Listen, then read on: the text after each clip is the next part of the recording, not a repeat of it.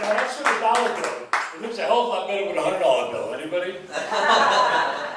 Ladies and gentlemen, my name is Steve Conson. They call me the East Village Magic Man, and I'm going to magician for you a little bit.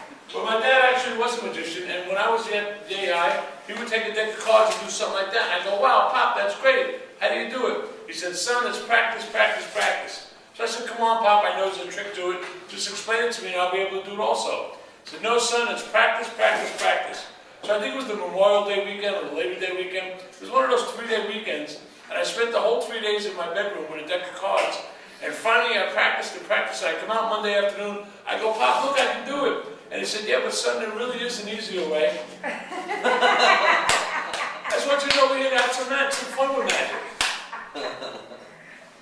Now, as I said, I started doing magic back in, a long time ago.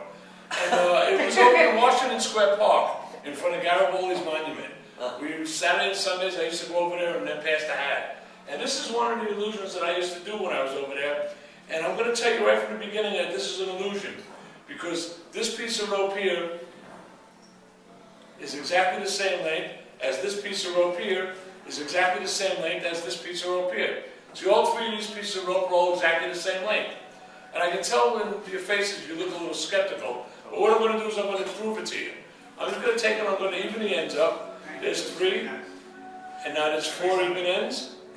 And I'll take the last one, now there's 5 even ends. And the last one, now there's 6. Now I've got 6 even ends at the top, and a couple uneven loops at the bottom. And I'll say my favorite magic word that I learned in church, bingo. And then I separate them, and I've got 1, 2, 3 pieces of rope, which are all exactly the same length. 1, 2, 3. Now remember when I started this, I told you that this was all an illusion. And what I did was I evened the ends up. So let me just even the ends up one more time. There's 4, there's 5, and now there's 6. See, now I've got 6 even ends at the top and 3 even loops at the bottom. My other favorite magic word is abracadabra.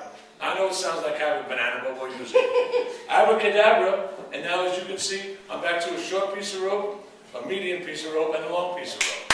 Woo!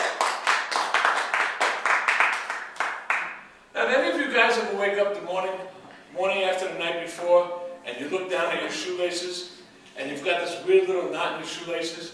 See, if you're a magician, you have a knot like that. You don't like where it is, you just take it and move it down a little bit. But if you really don't like where it is, you just take it and make it disappear altogether. See? Thank you. And then sometimes when I do that, people say, but Steve, where did the knot go? But Steve, where did the knot go? See, the knot stayed the whole time. It's just that it's invisible. You can't see it. All I have to do is just shake the rope like that, and now you can see where the knot is, or not.